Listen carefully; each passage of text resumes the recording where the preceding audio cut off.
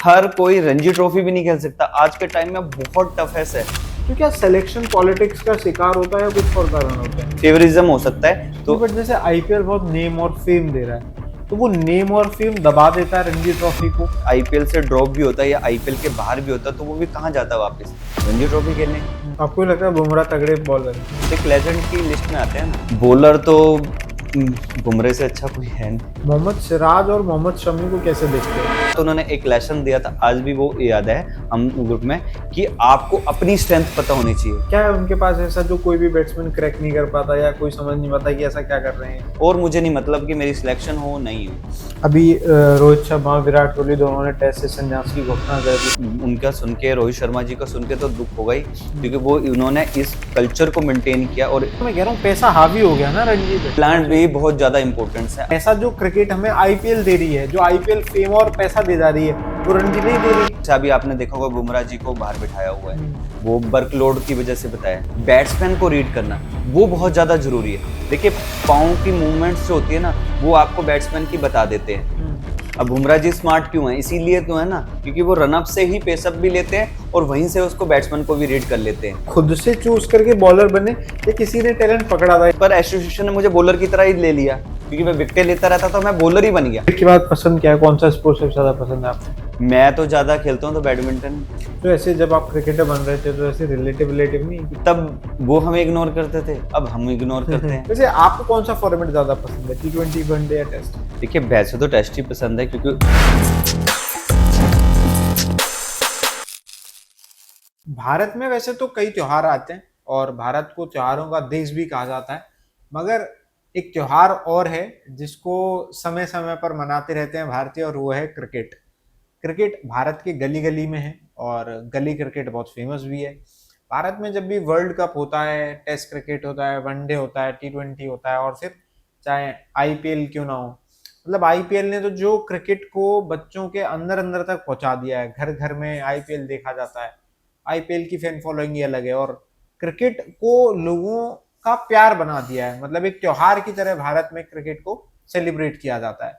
और आज हम क्रिकेट की बात इसलिए कर रहे हैं क्योंकि हमारे show the point of view में आज हमारे मेहमान हैं, रणजी प्लेयर, इंडियन क्रिकेटर हैं, और विनय कलेटिया जी। बहुत बहुत स्वागत है आपका। Thank you. नमस्कार, मैं हूं गजेंद्र सिंह और आप खुल चुके हैं न्यूज डिगी। आज पीओवी में बहुत सारी क्रिकेट और उसकी दुनिया से रिलेटेड बातचीत होगी। तो कैसे शुरुआत हुई, मतलब क्रिकेटर बनने का कैसे सोचा? घर वाले तो बस गली गली में ही खेलने देते थे, डांटते थे, या क्या रहता था, थोड़ा सा बताइए। क्रिकेट का तो ऐसा था कि बस एक दो दोस्त उठे और गली में खेलना शुरू कर दिया, थोड़ा उसी से चलता था। पर प्रोफेशनल पहले हिमाचल में रहता था तो वहां पे तो इतना वो नहीं था, आपस में भाई खेलें। फिर जैसे मेरे फादर की दिल्ली ट्रांसफर हुई तो हम वहां पे खेलना करा, गलियों में स्टार्ट करा। फिर गलियों के बाद पार्क में गए तो वहां पे लोग कुछ एकेडमीज में जाते थे तो पता लगा एकेडमीज भी होती हैं। बस ऐसे ही धीरे धीरे खेलना शुरू कर दिया उस पॉइंट ऑफ व्यू से। फिर उसके बाद हम एकेडमी ज्वाइन कर ली। एकेडमी ज्वाइन के बाद पता लगा कि भाई अब इसका धीरे धीरे इंटरेस्ट आने लगा, स्कूल जाते, एकेडमी जाते, वो करते। फिर जैसे धीरे धीरे प्लेटफॉर्म की तरह। कब एकेडमी ज्वाइन करी, कौन सी क्लास में थे जब आप? मैंने जब था, मैं फिफ्थ सिक्स में आऊंगा। फिफ्थ सिक्स में? हाँ जी, हाँ जी, उसमें मैंने एकेडमी ज्वाइन कर ली थी। तो मतलब ऐसे घर वालों मान गए थे आराम से कि जा क्रिकेट खेल ले? नहीं नहीं, घर वाले तो नहीं माने थे। तो एक्चुअली घर वालों को तो वही होता है कि स्टडी पे ध्यान देना है, क्योंकि मेरी फैमिली का बैकग्राउंड भी थोड़ा स्टडी वाला है सबका। तो मेरी मदर थी तो वो थोड़ा सा सपोर्ट करती थी कि ठीक है गो हेड जा। तो मैं क्या करता था, पापा ऑफिस से आते थे, उससे पहले खेला, फिर आ गया, वापिस आ जाता। कुछ दिन तो पता भी नहीं लगा कि मैं अकेडमी भी जाता था। अच्छा, हाँ तो जी, मम्मी का सपोर्ट था सर? मम्मी का सपोर्ट था। पापा को पसंद नहीं थी क्रिकेट? पापा को पसंद थी, पर हर मिडिल क्लास के, क्योंकि बच्चा पढ़े है, क्योंकि हमारा हिमाचल का कल्चर क्या है, ये तो आर्मी में, ये तो स्टडी करना था उस टाइम कि भाई पढ़ेगा, ये तो आर्मी में जाएगा। तो बस दो ही होते थे, तो हर फादर के ही होते थे। क्योंकि दिल्ली आए थे तो उनको यही लगता था कि कहीं बाहर कोई बैड एक्टिविटीज में ना चले जाएं या कुछ है, क्योंकि हिमाचल से हम आए हुए थे। तो वो ये था, तो हम ये करते थे। पापा बोलते नहीं खेलना नहीं, पढ़ाई पे ध्यान देना है या इन चीजों में। पर ऐसा नहीं, जब उनको पता लगा कि भाई अच्छा खेल रहा है, जैसे सोसाइटी में पता लगने लगा, तो उन्होंने धीरे धीरे उस चीज को इंकरेज करना शुरू करा। पर उन्होंने एक स्टेप लिया था कि स्टडी साथ में रखनी है आपको इस चीज के साथ में। तो उससे पहले क्या चाहते थे वो, क्या बने आप, क्या करें लाइफ में? चाहते कुछ नहीं थे, वो चाहते थे बस एक स्टडी करे, स्टडी करें, और जो धीरे धीरे कुछ भी लाइफ में जब भी धीरे धीरे ग्रो हुए, चाहे मैं कोई गवर्नमेंट नौकरी का या आर्मी की तैयारी करें, क्योंकि हमारे फैमिली में आर्मी बैकग्राउंड बहुत है। मेरे मामा भी आर्मी में रहे हैं, मेरे ताया भी आर्मी में रहे हैं, ऑलमोस्ट सारे लोग आर्मी में रहे हैं, मेरे ब्रदर भी इनफैक्ट सारे आर्मी में ही हैं इस टाइम भी। तो उनका वही था हर, मतलब कि भाई उस तरीके से करे वो थोड़ा थोड़ा। कभी ये अग्निवीर स्कीम आई थी 4 साल के लिए, तो ये पसंद आई आपको? मतलब क्या टेक है आपका इस पे? आपने बताया कि आर्मी से बैकग्राउंड है, इसलिए ये सवाल पूछ रहा हूँ। देखिए ज्यादा तो मैं उस चीज में नहीं था, वो तो देखो गवर्नमेंट का डिसीजन है, और जो अच्छा होगा वो तो आर्मी के लोग ही इस चीज में ज्यादा अच्छा रिव्यू दे पाएंगे। मुझे ज्यादा टेक्निकली पता नहीं है, बस मुझे तो ये पता है कि देश के लिए रक्षा करनी है, और जब भी हमारी भी जरूरत पड़े या किसी की भी पड़े तो हम उसके लिए न्यौछावर रहे, तैयार रहे हमेशा। बट ऐसे सिर्फ 4 साल के लिए कोई जाएगा तो मतलब उसमें वो पहले सीखेगा या रक्षा करेगा? मतलब ये बड़ा सवाल नहीं है थोड़ा सा? देखिए हम तो क्रिकेटर हैं, हमें तो पता है कि ट्रेनिंग मिलती है, हमने उसके बाद परफॉर्म करना है। तो वैसे ही आर्मी ने कुछ ऐसा कॉन्सेप्ट बनाया हुआ। अब इसके बारे में तो ज्यादा मैं तो नहीं बता सकता, बहुत हमारे इतने बड़े बड़े आर्मी के चीफ हैं, सब कुछ है, देश चलाने वाले लोग हैं, तो वो उन्होंने बेहतर ही निकाला हुआ कुछ इस तो चीज। पापा या घर में से कोई चाहता था कि आप कभी आर्मी ज्वाइन करें? हाँ, मेरे फादर भी चाहते थे, बल्कि इनफैक्ट मेरी मदर भी चाहती थी जब तक मैं क्रिकेटर, क्योंकि वो तब तो मैं स्टडी के साथ ग्रो हो रहा था ना, उनको क्या पता था कि मेरा एक सपना, क्योंकि हमें हिमाचल में कोई पता था कि क्रिकेट में इतना अच्छा करियर डेवलप हो सकता, उस टाइम तो पता ही नहीं होता था। आप भी मजे के लिए खेल रहे थे या बस आ गया था कुछ दिमाग में कि नहीं आगे भी खेलना है यार? देखिए स्टार्टिंग में तो मजे के लिए खेल रहा था, सच्ची बात बताऊं, कि मेरे साथ वाले मिले, उन्होंने बोला एकेडमी जाना है, तो मैं अपने दोस्तों के साथ एकेडमी पहुंच गया। एकेडमी पहुंचा तो फिर वो होता है ना, स्टेप बाय स्टेप पता लगने लगता है। तो वहां कोई एक इंसान मिला जो हिमाचल से खेलता था, कहता यार हिमाचल होगा तो हिमाचल खेल बोलते, तो फिर वो ही स्टेप बन गया। तो फिर थोड़ा सा एकेडमी के बाद हिमाचल में गया, फिर मैं ट्रायल्स हुए अंडर 15-14 के, तो फिर वहां से धीरे धीरे वो अच्छा स्टार्टअप मिल गया वहां से, हिमाचल से। कैसे थे आप पढ़ाई में, स्कूल में? पढ़ाई में ठीक थे, क्योंकि पापा का डर होता था, हम्म। क्योंकि उनका एक ही था कि फैमिली का, कि अगर पढ़ाई में अगर फेल हो गए या कुछ भी हो गया तो 70-75% नंबर आते आते थे, और वो मेंटेन करके ही चला था मैं, क्योंकि पढ़ाई में टाइम नहीं। जब मैं यहाँ से धर्मशाला एकेडमी में गया तो वहाँ लोड ज्यादा होता था, हमारे जो वहाँ पे कोचेस थे वो भी स्टडी पे महत्व देते कि साथ साथ में पढ़ाई, जो क्योंकि छोटे थे ना, अभी 7th-8th में हम वहाँ पे पढ़ रहे थे, तो वो थोड़ा सा उन सबका ही होता कि बच्चा पढ़ाई में भी उतना इक्वली ध्यान दे पाए, तो वो थोड़ा था पढ़ाई। क्रिकेट से इधर उधर कोई स्पोर्ट्स नहीं खेलते थे स्कूल में? खेलते थे, क्या बहुत खेलते सारी चीजों में पार्टिसिपेट किया। क्या खेलते थे? जैसे कबड्डी हो गई थी, कबड्डी खेलते थे हम लोग। फिर हमने बास्केटबॉल खेला है स्कूल में कॉलेज में भी जाके। फिर हम हॉकी खेल ली कई बार टीम्स में, वो फुटबॉल की टीम में वो प्लेयर कम हो गए, तो वो फुटबॉल क्योंकि फिट होता ही था, तो वो टीचर्स बोलते थे आ जाओ फुटबॉल वाली टीम में, फिट तो होंगे ये स्पोर्ट्समैन, तो वो खेल लिया।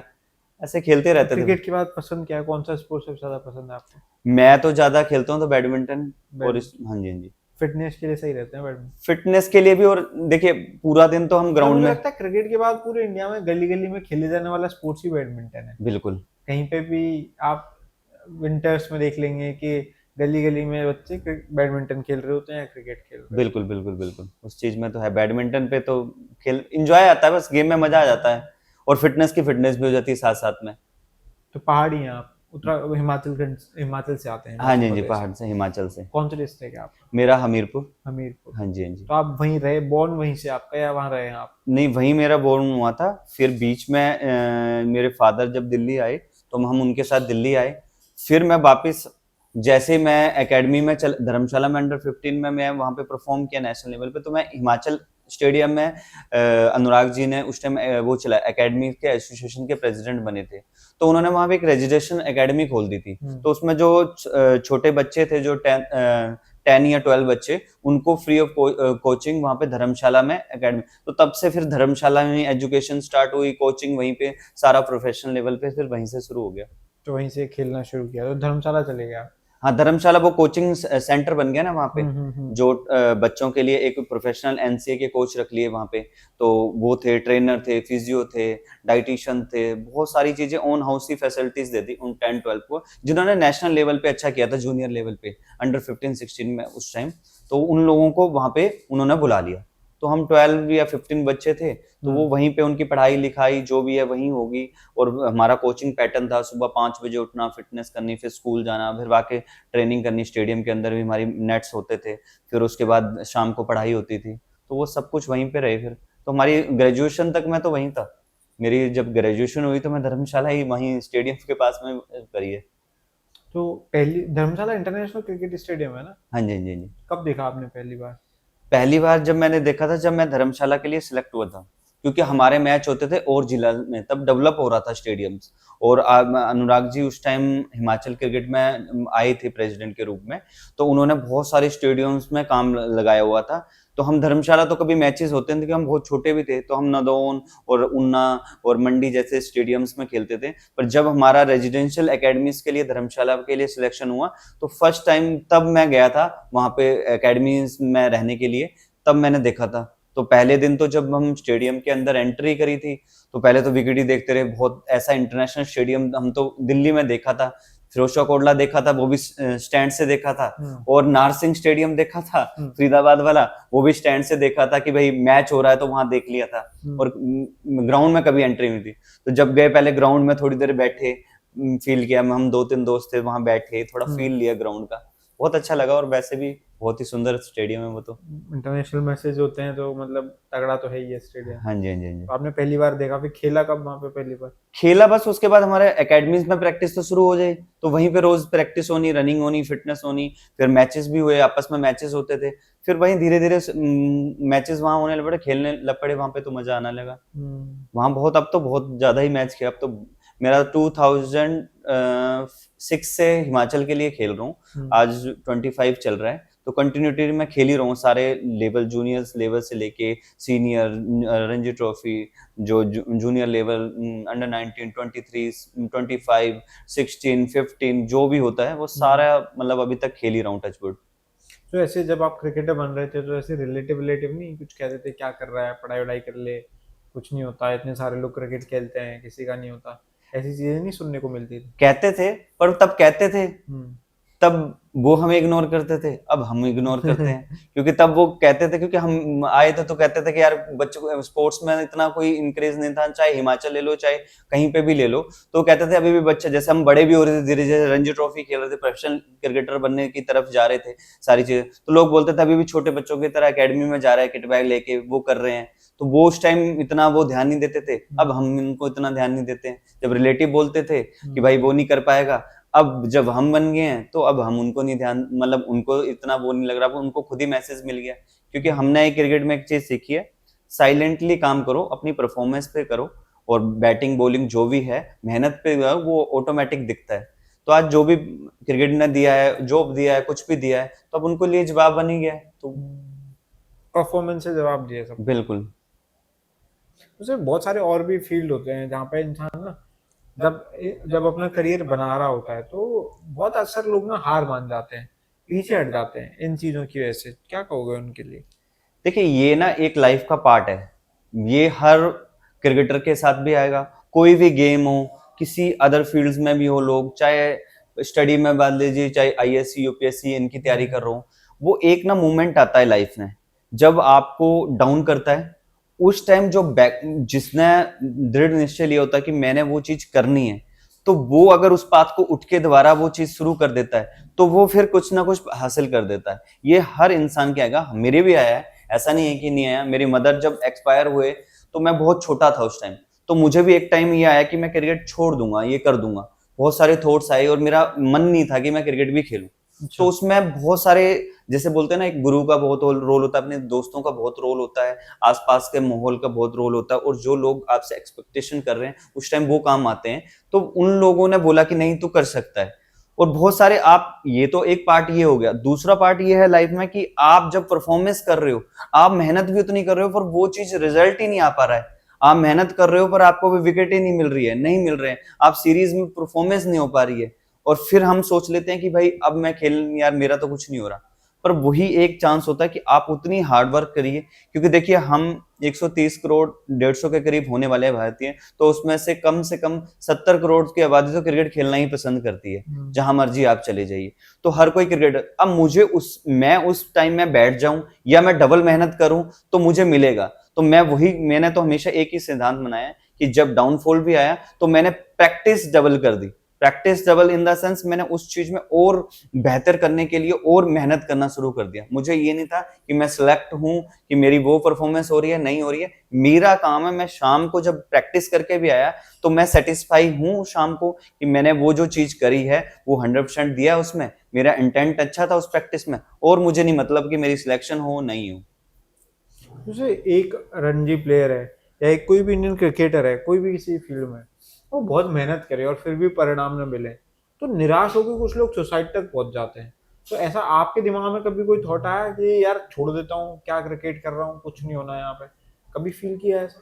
देखिए, छोड़ देना, थॉट आना, ये तो हर क्रिकेट का चला होता है, परंतु लाइफ में एक पैशन क्रिकेट को बना लिया है। तो अगर आप मेहनत कर रहे हो, देखो मैं भी अभी इंडिया नहीं खेला, पर मेरा एक पैशन है, मुझे उम्मीद है कि मैं खेलूं, मेरे को उम्मीद है कि मेरी एज भी हो रही है, बड़ी सारी चीजें उसमें मैटर करती हैं।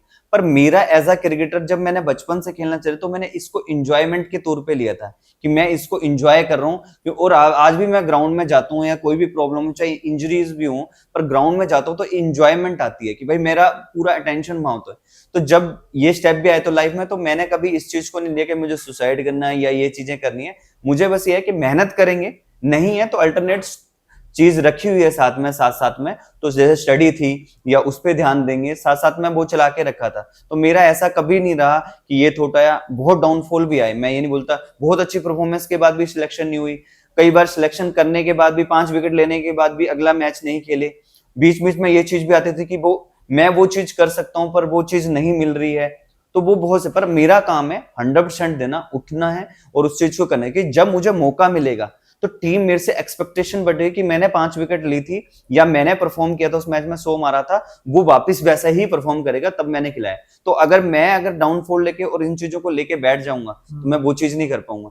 तो मैंने हमेशा कभी इस चीज को लिए सोचा नहीं, मेरा ये था मैं कितनी मेहनत कर सकता हूँ, साथ साथ में 20% मैंने दूसरे काम में भी अपना वो योगदान रखा ताकि मैं उस चीज को करूँ। मतलब प्लान भी इंपॉर्टेंट है, प्लान भी बहुत ज्यादा इंपॉर्टेंस है, क्योंकि देखिए बहुत रेयर चांस है कि हर कोई इंडिया की जर्सी नहीं पहन सकता, ठीक है, हर कोई रणजी ट्रॉफी भी नहीं खेल सकता। आज के टाइम में बहुत टफ है।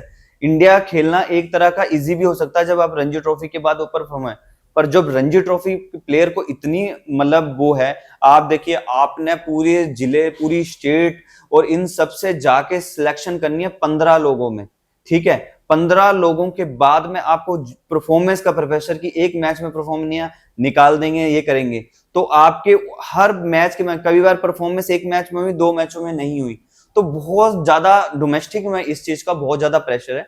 पर वही है कि अगर आपकी प्रैक्टिस में इंटेंट अच्छा, आपने मेहनत अच्छी करी है, तो मैं ये कहता हूं कि 3 मैचों में से एक में आप अच्छा ही करोगे, 2-3 मैचों में आपका योगदान रहेगा 20 रन का, 30 रन का विनिंग नॉक के लिए, पर आपका इंटेंट अच्छा नहीं होगा, आपका वो सोच अच्छी नहीं होगी और आप हर चीज में वो चीज सोचोगे कि नहीं यार मुझे नहीं मिल रहा है या मैं इंडिया नहीं खेल पाऊंगा, तो वो नहीं है। आपने एक एंजॉयमेंट के लिए गेम शुरू किया है तो वही चलना करना चाहिए।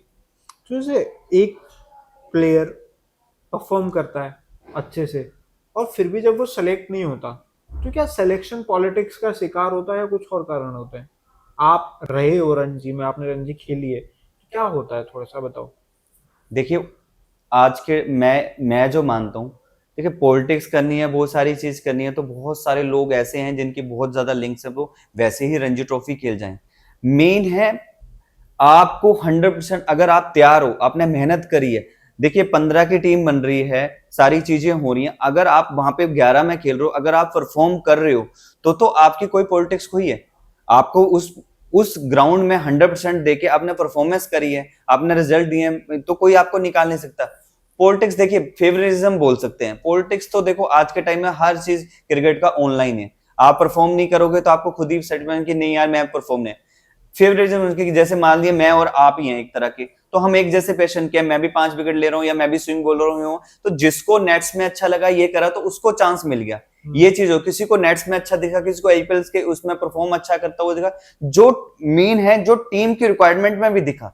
बेसिकली सिलेक्शन ऐसा नहीं है कि मैं 35 विकेट्स ले रहा हूं, मैं स्विंग बॉलर हूं, कोई मेरे से तेज वाला बॉलर चाहिए, 150 वाला बॉलर, तो उस जगह पे सिलेक्शन में वो चीज भी होती है। तो मेरा मानना है, देखो फेवरिज्म हो सकता है, पर ज्यादा वो अप्रोच और वो सारी चीजें तो एक फैक्ट होता है, देखो जिसने चलना है वो तो होता है, पर अगर आपने प्लेटफॉर्म मिला है और आप परफॉर्म कर रहे हो, तो वहां वो चीज तो मेरे को नहीं लगता कि वो है। नहीं, ऐसे रणजी में बहुत सारी खबरें आती हैं ऐसे बाहर, और बहुत सारी ऐसी बातचीत आती है। आप वहाँ पे रहते हैं तो आप ज़्यादा नज़दीकी तौर पे ऑब्जर्व कर पाते होंगे इन चीज़ों को, कि मान लो आप किसी क्रिकेटर ने बहुत अच्छा परफॉर्म किया, एक ने अच्छा किया बट बहुत अच्छा नहीं किया, बट उसका ना कॉन्टेक्ट है, उसका लिंक है, और उसका फेवरिज्म वाला पार्ट भी है, तो उसको प्रायोरिटी मिल जाती है, उसको देखो छोड़ दिया जाता है जिसने बहुत अच्छा परफॉर्म किया। देखिए लिंक्स भी हो ना किसी के, तो उसको एक चांस पहले मिल जाएगा, हम्म। परंतु जो बाहर डिजर्विंग था ना, हम्म। तो वो उसके बाद जो आएगा तो वो अपने स्थान नहीं छोड़ेगा। हम्म। लिंक्स एक हद तक एक मैच के लिए काम करेगा, 2 मैच के लिए काम करेगा, 3 मैच के लिए काम करेगा, परंतु आपकी जो परफॉर्मेंस और जो आपका उस जगह पे अगर आप पहुंच रहे हो, तो वो चीज वहां पे लिंक्स काम नहीं करेगी, क्योंकि ग्राउंड में आपको एक चीज याद रखनी है, ग्राउंड में जो है ना, वो बंदा जब बैट और बॉलर अगर रनअप पे भाग रहा है ना, वो सिंगल है, उसने डिसीजन लेना है बैटिंग में भी रन बनाने का, और बॉलर को भी आउट करने के लिए उसको डिसीजन लेना है, तो वहां इंडिविजुअल है, तो वहां लिंक्स की जरूरत नहीं है। लिंक्स होते हैं बहुत सारी, मैं ये नहीं कर रहा, डिनाई नहीं कर रहा इन चीजों के कि लोगों के लिंक्स नहीं होते, होते भी हैं बहुत सारी चीजें, पर लिंक्स के बाद भी अगर वो बंदा परफॉर्म नहीं कर रहा तो सब जगह दिख जाता है, पर लिंक्स के बाद बंदे को परफॉर्मेंस करना पड़ेगा। 5 विकेट्स ले रहा है, वो है, सारी चीजें हैं, तो वो परफॉर्मर था ना बंदा, लिंक्स वाला बंदा तो वहां सरवाइव नहीं कर पाया, वो तो आउट ऑफ सिलेबस हो गया वहां से। तो मेरे हिसाब से जो है, मेन जो है, आपका कभी भी हार्ड वर्क व्यर्थ नहीं जाएगा। मैंने देखा है बहुत सारे लोग वहां, मैंने आपको एक ही चीज बताई, फेवरिज्म हो सकता है कि मैं और आप बैठे हुए हैं, आपने भी 5 लिए, मैंने भी लिए, तो किसी को उस फेवरिज्म में उसको खिला सकते हैं फर्स्ट, कि भाई मुझे ये लगता है कि ये मेरे लिए इस टाइम मूवमेंट पे अच्छा कर देगा, क्या पता उसमें बैटिंग में प्लस पॉइंट हो, फील्डिंग में प्लस पॉइंट हो, जो उस कोच को सामने दिख रहा है। पर इसमें मेरे को, मैं मानता हूँ होती है, हर चीज है, क्योंकि देखिए इसमें मैं डिनाई नहीं कर रहा हूँ, हर चीज है, पर मेरा ये भी कहना है कि आप परफॉर्मेंस को वाले बंदे को कभी बाहर नहीं बैठा सकते। वो जब भी आएगा, जितनी मुसीबत से आएगा, वो 5 विकेट लेगा, 100 लेगा, और वो फर्स्ट मैच में लेगा, ये भी मैं आपको लिख के देता हूँ, क्योंकि वो और तब के आता है उस चीज में।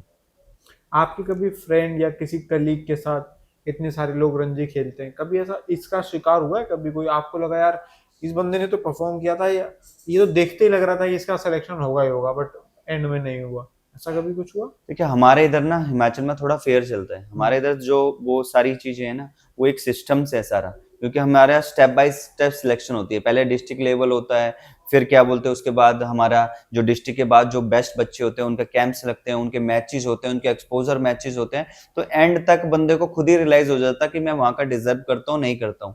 वही चीज मैंने आपको बताई कि वो 19-20 का फर्क जो होता है, उसमें थोड़ी सी फेवरिज्म हो सकता है, पर एक्चुअल में देखो किसी एसोसिएशन को भी तो टैलेंट चाहिए, अगर वो एसोसिएशन जीतेगी या उनकी टीम अच्छा करेगी, तो उसका क्रेडिट तो एसोसिएशन को मिलेगा ना। तो एसोसिएशन ये भी नहीं चाहते कि मेरा मेरा हमारा नाम, उनके लिए वो लिंक्स ज्यादा इंपॉर्टेंस नहीं रखते, उनके लिए अपना वो भी प्योरिटी रखती है कि मुझे, मैं तो एक एडमिनिस्ट्रेशन हूं ना, मुझे अगर उसको अपनी स्टेट को ऊपर ले जाना है या मुझे उनको लेना है, तो मुझे अच्छे लड़के भी लाने हैं ना। तो बेसिकली हमारे इधर तो मैंने तो ऐसा तभी देखा नहीं, बस कई बार ये हो जाता है कि आप बहुत वैसे ही अच्छे हो और वो भी अच्छा है, परंतु एसोसिएशन या सिलेक्टर्स ये चाह रहे हैं कि एक्सपीरियंस के साथ जाते हैं, सेम ही बेस है अभी तक वो चीजें, पर मेरे को ऐसा इतना तो नहीं देखा मैंने। कुछ जगह पे होता है बड़ी बड़ी, जैसे दिल्ली जैसे स्टेट्स में सुनने को आता है, दूसरी स्टेट्सों में सुनने आता है, पर हमारा देवभूमि वाला प्रदेश है, वहां इतना कुछ नहीं होता, वहां एक सिस्टम बना है और सारा उस चैनल से ही सिलेक्शन होती है, तो सबको प्रॉपर मैच मिलते हैं, चाहे वो डोमेस्टिक भी खेल रहा होगा, उनका जो सिलेक्शन क्राइटेरिया उसमें भी 7-7 और 7 डेज, फिर 7 आपके T20 वनडे 21 मैचेस तो सिलेक्शन के लिए बनते हैं, तो वहां अनफेयरेंस हमारे इधर कम है, क्योंकि हमारे पास कम जनसंख्या भी है ना, अब कंपटीशन भी कम है, जैसे मान लीजिए हमारे इधर 50,000 लोगों का कंपटीशन होगा। तो आपको लग रहा है जो बड़े स्टेट्स हैं जहाँ पॉपुलेशन ज्यादा है उनमें ये चीज ज्यादा होती है? हो सकती है, क्योंकि सुनने को तो वहीं के आती है ज्यादातर। अभी जैसे काफी सारी बड़ी बड़े आईपीएल की तरह लीग भी आ गई हैं, और आईपीएल खुद में अपने आप में एक बड़ी लीग है, तो ऐसे जो रणजी ट्रॉफी है और भी ऐसे जैसे हजारे ट्रॉफी है, तो ये जो लीग्स हैं या ट्रॉफीज हैं, ये थोड़ी दब गई हैं आईपीएल के आने से, क्योंकि जो बड़े बड़े प्लेयर्स हैं या इंडियन टीम के जो प्लेयर्स हैं वो अब नहीं खेलना पसंद करते इनमें, तो इसकी जो वैल्यू है वो कम हो रही है, ऐसा कुछ है। देखो बीच में इस चीज में हुआ था थोड़ा मता कि भाई प्लेयर्स आईपीएल्स में ज्यादा कॉन्ट्रैक्ट से, क्योंकि रणजी ट्रॉफी का ना लोड बहुत ज्यादा है, उसको मेंटेन करने के लिए आप लगा लीजिए कि जो एक क्रिकेटर है वो अप्रैल महीने से शुरू कर देता है, जैसे फरवरी मार्च में खत्म हुआ, अप्रैल से तैयारी करने पड़ता है। तो आप रणजी ट्रॉफी का जैसे लोड आते आते आते फरवरी मार्च होता है, मैचेस इतने हैं, ट्रैवलिंग है बीच में, सारी चीजें हैं।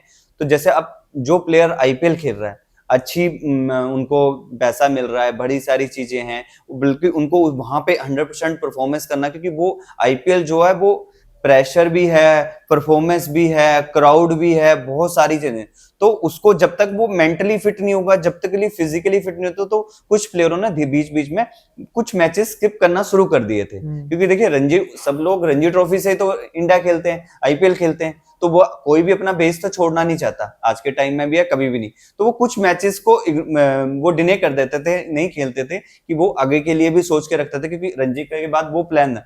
तो बीसीसीआई ने इसमें बहुत बड़ा स्टेप लिया है कि उसको बैलेंस करने के लिए उन्होंने डेज क्रिकेट पहले कर दिया है। पहले क्या होता था, टी20 होता था, वनडे होता था और लास्ट में डेज होता था, तो डेज का लोड बहुत ज्यादा हो जाता था, तो उसको मेंटेन नहीं कर पाता था प्लेयर को, क्योंकि आगे भी आईपीएल। अब बीसीसीआई ने क्योंकि 5 मैचेस आपके पहले होंगे, फिर टी20 आएगी, फिर वनडे होंगे, फिर आपके 2 मैच आपके लीग से बच जाएंगे बाद में। तो उन्होंने अब बीसीसीआई ने मेंटेन करा, कंपलसरी करा है मैचेस खेलने के लिए। अब इंडिया टीम से कोई भी आते हैं, हमारे विराट कोहली जितने लेजेंड थे, वो खुद इसको खेलने के लिए आए वहां पे। इस बार आपने देखा होगा फिरोजशाह कोटला में, तो ऐसा नहीं क्रिकेटर नहीं खेलना था, कोई भी क्रिकेटर ऐसा नहीं होगा जो क्रिकेट नहीं खेलना चाहेगा, चाहे जूनियर हो चाहे गली हो। जब मुझे बोलेंगे गली क्रिकेट खेलने, मुझे तब वहां पे भी इंटरेस्ट, क्योंकि क्रिकेट से तो सबको ही प्यार है ना। तो बट जैसे आईपीएल बहुत नेम और फेम दे रहा है, तो वो नेम और फेम दबा देता है रणजी ट्रॉफी को, फिर एक प्लेयर नहीं पसंद करता रणजी में खेलना। देखिए name and frame Ranji trophy को देखिए बीच में हुआ, पर आप ये भी समझिए ना कि जो बच्चा आईपीएल से ड्रॉप भी होता है या आईपीएल के बाहर भी होता है, तो वो भी कहाँ जाता है वापस, रणजी ट्रॉफी खेलने। तो ऐसा तो नहीं क्रिकेटर नहीं खेलना चाहता, खेलना तो वो जरूर चाहता है। अब बात आती है कि दबना। हाँ देखिए रणजी ट्रॉफी अब थोड़े मैचेस हाईलाइट होने टीवी पे आने लगे हैं, जैसे स्टार स्पोर्ट्स पे आ रहे हैं, ईएसपीएन पे आते हैं, और आपके यूट्यूब चैनल्स पे चल रहे हैं आजकल, तो बहुत सारे प्लेटफॉर्म पे चल रहे हैं, पेटीएम उस पे चल रहे हैं, हॉटस्टार पे चल रहे हैं, बहुत सारे से अब प्लेटफॉर्म वापस आ रहे हैं, तो थोड़ा सा इंक्रेज मिल रहा है। पर आईपीएल एक स्ट्रीम है जिसमें सारी दुनिया देखती है, सारी दुनिया उस प्लेयरों को, तो ऑब्वियसली होता ही है। इंडिया की जर्सी के जितना हाईलाइट स्पॉन्सरशिप बंदों को मिलती है, उतना ही आज आईपीएल से भी हर बंदा जान रहा है, एक पब्लिसिटी है। रणजी ट्रॉफी का इतना वो नहीं था, उसी वही तो मैं कह रहा हूँ, पैसा हावी हो गया ना रणजी पे। हाँ जी जी, पैसा जो क्रिकेट हमें आईपीएल दे रही है, जो आईपीएल फेम और पैसा दे जा रही है, वो रणजी नहीं दे रही। तो लोगों ने प्रायोरिटी बदल ली ना, कि लोग अब आईपीएल फोकस करने लगे, आईपीएल खेलने लगे, रणजी को इग्नोर करने लगे। वही मेरा सवाल है आपसे कि जो बड़े क्रिकेटर्स हैं वो कर रहे हैं, दरकिनार कर रहे हैं रणजी ट्रॉफी को, और जितना टाइम या जितने मैचेस उन्हें खेलने चाहिए उतना नहीं खेल रहे।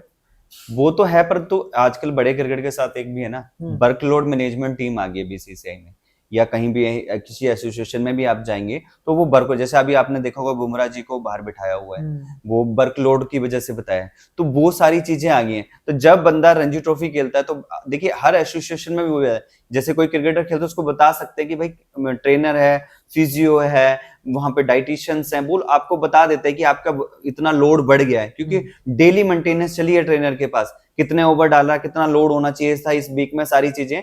तो इस वजह से भी थोड़ी मैनेजमेंट को मैनेज करने के लिए वो चीजों के लिए प्लेयर स्किप कर दे रहे हैं। पर अब क्या है कि एक ग्रूमर चल पड़ता है कि भाई वो सारी चीजों में ऐसे हो रहा है, वैसे हो रहा है। ऐसा नहीं है, क्रिकेट उस वर्कलोड के चक्कर में थोड़ा सा डिने कर रहे हैं, वो छोड़ रहे हैं मैच। और रणजी ट्रॉफी हर रोहित शर्मा जी खेले, इंडिया के कैप्टन है, उनको क्या, पर वो आ रहे हैं ना सब लोग, पर ये कुछ चीजें लोगों को पता नहीं होती, उनको लगता है कि नहीं यार ये बस बड़े आदमी बन गए इसलिए नहीं खेल रहा हूँ, पर ऐसा नहीं है। आजकल वर्कलोड की वजह से भी बहुत सारी चीजें स्किप करनी पड़ती है। एक पॉइंट आपका बहुत अच्छा है कि भाई रणजी ट्रॉफी धीरे धीरे फेमस होने से दब रही थी जब से आईपीएल आ गया था। पर बीसीसीआई उस चीज के भी विचार कर रही है, क्योंकि उसी से तो ग्रास लेवल पे प्लेयर मिलेगा उनको, क्योंकि वहीं से तो बच्चा आएगा, कोई जेन्युइन बच्चा जो बच्चा एकेडमीज में प्रैक्टिस कर रहा है वो तो उसी प्रोसीजर से आएगा। तो बीसीसी ने उसमें भी मैच फीस की बढ़ोतरी करी है, बहुत सारी चीजें करी हैं, टीवी पे लाने की फैसिलिटीज करी हैं, आपके विनिंग अमाउंट्स बढ़ाए हैं फाइनल जीतने के लिए, नॉकआउट के लिए उन्होंने जो सेमीफाइनल के प्राइज डिस्ट्रीब्यूट कर रहे हैं, बहुत सारी चीजें बीसीसीआई भी उस चीज पे सोच रही है और किया है उन्होंने, ऐसा नहीं है। जैसे अभी हम रणजी की बात कर रहे हैं, वो थोड़ा सा ना समझाइए कि मतलब पैसा मिलता है रणजी खेलने पे?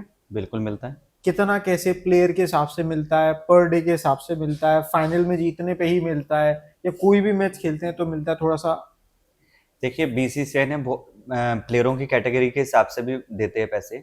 मान लीजिए जो 20 से कम मैच खेले हैं उनका, तो रणजी को भी पूरा बीसीसीआई कंट्रोल करता है? बिल्कुल बीसीसीआई ही या क्रिकेट स्टेट बोर्ड जो है वो सिलेक्शन करके टीम्स में, आपको पूरा चैनल समझाता हूँ। देखिए, आपने बच्चा सिलेक्ट करके जब आप स्टेट्स आप रिप्रेजेंट रणजी ट्रॉफी का फॉर्मेट खेलने जा रहे हैं, तो रणजी ट्रॉफी में क्या है, प्रतिनिधित्व हम एसोसिएशन का करेंगे। जैसे हिमाचल प्रदेश का मैं करूंगा, हमारे जो मैचेस या हमारा जो बेसिक भत्ता होगा या टीएडीए होगा वो एसोसिएशन देती है, और जो मैच फीस होती है वो बीसीसीआई डायरेक्ट अकाउंट्स में डालती है और सारे प्लेयर्स को देती है। और उसमें हमने अच्छा अमाउंट देना, अब बीसीसीआई ने वही आईपीएल को और अच्छा करने के लिए, साथ में डोमेस्टिक को भी अपर करने के लिए अमाउंट्स में वृद्धि करी है। जैसे एक मैच जो बच्चा रणजी डेज की बात करते हैं, जो बच्चा जो है कम से कम 20 मैचों से कम खेला है तो 1,60,000 रुपए उसको पर मैच का मिलेगा, डेज मैच का एवरेज बता रहे हैं आप? हाँ, और जो 20 से ऊपर मैचेस खेला होता है तो उसका 200 है, 2 लाख रुपए एक पर मैच। ठीक है। और जो आपका 40 प्लस मैचेस खेला होता है तो उसका 250 रुपए पर मैच का है, 2.5 लाख पर मैच का। तो आप ये ऑन एवरेज मान लीजिए कि 8 मैच या 7 मैच रणजी ट्रॉफी के डेज के होते हैं। तो ये आपकी बात होगी रणजी ट्रॉफी क्या बोलते हैं डेज की बात। अब आती है वनडे की मैच। वनडे में भी ये कैटेगरी है, जो 20 से कम खेला है 40,000 रुपए होगा, जो 40 और 20 के बीच में खेला 50 हो गया, और जो 50 से ऊपर खेला है वो 60 हो गया उसका पर मैच का, 60,000 पर मैच। हाँ, वनडे मैच का। उसके भी 7 और 8 मैच होते हैं। वैसे सिमिलरली बात कर ले T20 की, सैयद मुश्ताक अली ट्रॉफीज की, तो उसमें क्या है 20,000 रुपये है वही 20 से कम वालों का, फिर उसमें उसके ऊपर वालों का 25 और 30। तो वो प्रॉपर बना हुआ है उसका प्रोसीजर। उसमें अच्छा मतलब एक ऑन एवरेज क्रिकेटर जो रणजी ट्रॉफी भी खेलता है तो 15 लाख रुपए आराम से वो इजिली साल के बना लेता है। हाँ, कर लेता है। उसमें आना जाना टीएडीए सब एसोसिएशन की तरफ से होता है, होटल सब स्टे सब कुछ बीसीसीआई की तरफ से और एसोसिएशन की तरफ से होता है। सारी प्रैक्टिस वगैरह की सारी सुविधाएं A to Z उसमें होता है। उसमें ट्रेनर, फिजियो, डाइटिशियन, आजकल तो throw armer, 2 coach, bowling coach, batting coach, fielding coach, सारी चीजें सुविधाएं अवेलेबल होती हैं। एक स्टेट से लगभग एक टाइम पे कितने रणजी प्लेयर होते हैं, कितने लोग खेल रहे होते हैं? देखिए, इसमें ना एक वो ग्रुप बनता है जब भी एसोसिएशन, जैसे अभी काम कर रही है, जैसे अभी ऑफ सीजन है, अक्टूबर 16 तारीख से हमारे रणजी ट्रॉफी के मैचेस हैं, तो उससे पहले एसोसिएशन एक बंच बनाती है। वो बंच होता है 30 या 35 बच्चों का, मिनिमम 30 या 25 बच्चों का एक बंच बनाती है। तो ऑलमोस्ट, क्योंकि डेज के अलग लोगों को देख रही होती है, वनडे के लिए अलग देख रही होती है, T20 के लिए उसमें से अलग देख रही होती है। तो हर कोई बंदा, कोई टेस्ट प्लेयर है, कोई वनडे अच्छा खेलता है, कोई T20 के लिए रखा हुआ है, तो एक बंच को तैयार कर रही होती है। तो ऑलमोस्ट जो है पूरे सीजन में 25, 26 बच्चे या 30 के बीच में ऑन एवरेज खेल ही जाते हैं। एक स्टेट से 30 बच्चे लगभग खेल रहे 25 तो मान के चलिए आप खेल ही जाते हैं, क्योंकि तीनों फॉर्मेट या अलग अलग फॉर्मेट में होता है। कई कुछ लड़के होते हैं जो सीनियर प्लेयर्स होते हैं, वो पूरे फॉर्मेट खेलते हैं, वो सारे फॉर्मेट खेल लेते हैं। कुछ व्हाइट बॉल के होते हैं, शुभमन गिल है, वो तीनों फॉर्मेट खेल बिल्कुल इस तरीके से। हाँ जी, जो सब में जगह अच्छा कर लेते हैं। बिल्कुल। जैसे सूर्य कुमार यादव जी हैं, वो T20 खेलते हैं, उनके कैप्टन भी हैं, वनडे भी आ जाते हैं, पर डेज में नहीं उनको मौका मिलता। तो ऐसे ही एक बंच बने, जैसे इंडिया टीम का ही ले लो आप, 45 प्लस बच्चों का बेंच होगा, एक जूनियर से भी आ रहे हैं, तो हर बेंच तैयार करना पड़ता है। कोई इंजर हो जाए, कोई इंजरी आ जाए, कोई क्या बोलते हैं, छुट्टी पे चले जाए कोई, कहीं कुछ कोई फैमिली प्रॉब्लम्स आ जाए, परफॉर्मेंस नहीं हो रही हो, तो बैकअप होगा, तो एसोसिएशन तो बंच को तो तैयार करेगी ही करेगी। उस टाइम तो करनी है क्योंकि सीजन ऑन गोइंग होता कई है। मैच में तो 3-3 4-4 लोग घायल हो जाते हैं, बिल्कुल बिल्कुल रिप्लेसमेंट रेडी होना चाहिए। बिल्कुल बिल्कुल। तो जो आपने जो प्राइस बताया, वो जो 11 प्लेयर होते हैं जो खेल रहे होते हैं, वो उनके लिए होता है या जो 15 सेलेक्टेड होते हैं उनके लिए होता है? देखिए, वो जो प्लेइंग 11 होगा उसको इतना अमाउंट मिलेगा, और जो प्लेइंग 11 के बाद में जो 12 13 14 15 वाला होगा प्लेयर, उसको हाफ पेमेंट मान लीजिए। अच्छा। मान लीजिए एक प्लेयर डेज क्रिकेट खेल रहा है, उसको 1 लाख 2 लाख रुपए मिल रहे हैं एक मैच के। तो जब वो जो बाहर बैठा हुआ है स्टैंड उस पे क्या बोलते हैं, स्टैंड्स में, तो उसको हाफ पेमेंट मिलेगी, 1 लाख रुपए मिलेगा। तो उसकी पेमेंट हाफ हो जाती है। जो प्लेइंग कर रहा होता उसकी अलग होती है, जो प्लेइंग नहीं कर रहा होता उसकी हाफ हो जाती है पेमेंट उसमें। आपका आईपीएल खेलने का प्लान है? हर हिंदुस्तानी का होता है, हर मतलब प्लेयर खेल का। रहे हैं हम, कभी ये खबर सुनेंगे या कोई तैयारी, किसी टीम ने कांटेक्ट किया है? देखिए, जब हम विजय हजारे जीते थे तब ट्रायल्स पे गया था। जब मैं अभी हम चैंपियन बने थे विजय हजारे के 2 साल पे, ट्रायल्सों में तो जाते रहते थे पहले। फिर धीरे धीरे अब ऑक्शन में भी नाम था, पहले भी नाम था। अब धीरे धीरे देखो, हर तैयारी तो अपना कर ही रहे 100%। आगे खरीदना नहीं खरीदना तो सब। कौन सी टीम से खेलना चाहोगे? वैसे तो कोई भी ले ले, पर हमारे नजदीक पंजाब ही है, पंजाब से मौका मिल जाए, किसी से भी मिल जाए। हाँ जी, हाँ जी। अभी तो बढ़िया परफॉर्म किया है इस साल तो पंजाब ने, बिल्कुल मतलब इनक्रेडिबल था, विश्वास ही नहीं हो रहा था कि पंजाब खेल रही है। बिल्कुल बिल्कुल, वो बढ़िया तो लेके है। जा रहे थे। उन्होंने एक एक अच्छे प्लेयर इस बार उन्होंने ऑक्शन में खरीदे, हम्म। इससे बहुत अच्छे रिजल्ट भी आए। अच्छा, जैसे हाँ ये बताओ, आप जैसे प्लेयर हैं, आप खुद खेलते हैं, तो जो भी मैच होता है उसको आप हर मैच को देखते हैं, देखना जरूरी होता है? अभी जैसे टेस्ट सीरीज चल रही थी, एंडरसन तेंदुलकर सीरीज थी, तो आपने सारे मैचेस देखे या आपने खेलने पे, प्रैक्टिस पे इतना ध्यान चला जाता है कि कुछ जो चल रहा होता है उसे नहीं देख पाते? देखिए, जब हमारा जो शेड्यूल मरा है पूरे पूरे दिन का, हम तो वो फॉलो करते हैं। रही बात मैच की, तो देखिए, एक फैन की तरह हम भी मैच देखते हैं, परंतु जब हम एक वहां बैठे होते हैं, इस टाइम हम क्रिकेट खेल रहे हैं, सीख रहे हैं, तो हमारा काम है वो जो सिचुएशंस बन रही हैं, किस तरीके से वो चीजें बन रही हैं, तो हम उसमें वो देखते हैं कि वहां पे क्या चीज हो रही है। क्योंकि देखिए, क्रिकेट में देखिए, जैसे मैं मेहनत कर रहा हूँ, एज मैं फास्ट बॉलिंग कर रहा हूँ, तो मैं भी बहुत ज्यादा मेहनत कर रहा हूँ, पर बैट्समैन भी तो उतनी मेहनत कर रहा है। तो हमें वो प्लान्स बनाना पड़ता कि सामने वाले को कैसे आउट करना है, क्योंकि हम उसको आउट करने के लिए प्लान बनाएंगे, तभी तो हम उसको एग्जीक्यूट कर पाएंगे ना, ग्राउंड लेवल पे उसको आउट करेंगे। तो वही चीज, जैसे मैच चल रहा है, तो हमारा ये नहीं है कि मैच वो देख रहे हैं, हम वहां देख रहे हैं कि ये सेटअप करा, ये विकेट ये कह रही थी कि भाई इस टाइम जो है बैटिंग विकेट है, तो वो सामने वाला किस लाइन पे बॉल डाल रहा है, क्या उसको सेटअप करा बॉलिंग प्लान्स का, उसके पाउम की मूवमेंट क्या थी, फुट हैंड जो बैट पकड़ा है वो लोअर बैक है, अपर बैक है, कि क्या खेल रहा है, किस तरीके से वो कर रहा है, वो सारी सिचुएशन माइंड में आती है। तो जब हम खेलते हैं तो वो सिचुएशन आती है, तो हमें वो प्लान याद होता है कि इस चीज में स्टिक करना है, ये चीज हम कर रहे हैं। पर उसके जो अब टीवी पे तो देख लिया, पर उसकी प्रैक्टिस भी करनी पड़ती है। तो वो प्रैक्टिस के लिए कम से कम भी उस चीज में, जैसे मान लीजिए मेरे को दिख रहा है सामने आउट स्विंग पे वीक है, अगर मैं इन स्विंगर हूं, मैं आउट स्विंग की प्रैक्टिस ही नहीं करूंगा, बस सोच लिया कि ये आउट ऐसे हो सकता है, परंतु मैंने वो प्रैक्टिस नहीं करी है, तो उसमें घंटों फिर वो प्रैक्टिस भी करनी पड़ती है, एग्जीक्यूशन भी करना पड़ता है उस चीज के लिए। तो जैसे देख के ऑब्जर्व करते हैं कि यार इसने ये चीज है, ये इसका स्ट्रॉन्ग है, ये इसका वीक है, ये यहाँ पे मात दे सकते हैं इसको, है ऐसा कुछ प्लान? या स्टेट्स, क्योंकि आप जैसे स्टेट्स के बीच में खेल रहे हैं, तो स्टेट के प्लेयर्स को भी ऑब्जर्व करते हैं या कैसे एनालिसिस करते हैं? देखिए, आजकल क्या है कि वीडियो एनालिसिस चलते हैं सारी टीमों के साथ में। वो क्या आता है, हर प्लेयर्स की ना वीडियोस निकाल के ले आते हैं। जैसे कोई बैट्समैन है कहीं से भी, यार किसी भी स्टेट का है, तो उनके हमारे वीडियो एनालिसिस के पास होता है। तो शाम को हमारा कोच और हमारा बॉलिंग कोच मिलके उस चीज को हमें दिखाते हैं कि ये चीज है, ऐसे ये बैट्समैन है इनकी टीम में, जो 15 में सिलेक्ट हो, चेंज तो कर नहीं सकते हैं, मान लीजिए 18 भी होंगे, तो उन सबकी वीडियोस हमें दिखा देंगे। उनकी वीडियो के दिखाने के बाद में ये नहीं है कि हम वो चीज देखते हैं कि वो क्या बैटर करता है, ड्राइव अच्छी मारता है, कि क्या बोलते हैं फ्रंट फुट पे बैटर खेलता है, तो वो उसको हम रीड करते हैं, सारी चीजें हम उसको देखेंगे, फिर उस पे लिए प्लान बनाएंगे, कोचेस के साथ मिलके प्लान बनाएंगे। कई बार ये भी होता है कि उस प्लान के लिए कौन सा बॉलर एग्जीक्यूशन वो करना है, जब देखते हैं ना आप वो चीज आई है और ये चीज तब वो बॉलर तब आ गया, चेंज आ गया। तो वो सब प्लानिंग होती है कि इस टाइम ये बॉलर इसको लगेगा, क्योंकि वो उसकी स्ट्रेंथ है। मान लीजिए मेरी स्विंग है, मैं दोनों तरफ स्विंग करवाता हूँ, तो मेरे को स्विंग में जब भी कोई फंसने वाला हो तो मेरे को लगाएंगे, तो वहां पे तेज का काम नहीं है ना, तेज में तो विट विट होता रहेगा। तो वो सारी चीजें एनालाइज करते हैं। और हाँ, ये आपने बहुत अच्छा क्वेश्चन पूछा था कि बैट्समैन को रीड करना वो बहुत ज्यादा जरूरी है। देखिए पाँव की मूवमेंट्स जो होती है ना, वो आपको बैट्समैन की बता देते हैं। तो मेरा तो यही मानना है कि मैंने हमेशा पाँव की मूवमेंट्स पे बहुत ज्यादा ध्यान दिया है।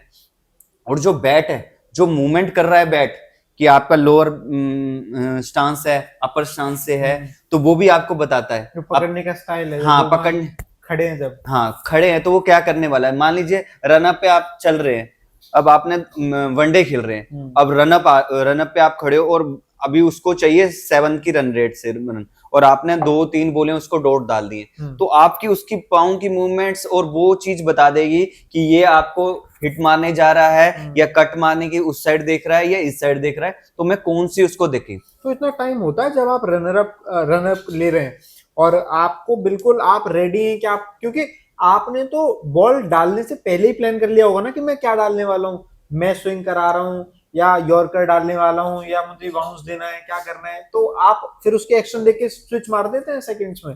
देखिए जैसे मैं बॉलर रनअप पे भागना है, मैंने सोच रहा हूँ, तो वैसे भी तो बैट्समैन भी तो सोच रहा है, वो भी थॉट ला रहा है, वो स्टांस पे खड़ा हो रहा है, तो वो उसको मेरे से पहले नर्वस है क्योंकि मैं क्या कर डालने वाला वो उसको नहीं पता है, या वो मुझे वैसा करवाने वाला है अपने स्टांस की मूवमेंट्स के। तो मुझे उसकी, जैसे बोलते हैं ना हमने चक दे इंडिया में देखी कि ये ऐसे होना था और वैसे जो लास्ट मूवमेंट में उन्होंने गोल के टाइम में बताया था कि ये ऐसे करना है, तो वही चीज उस सेकंड में होती है।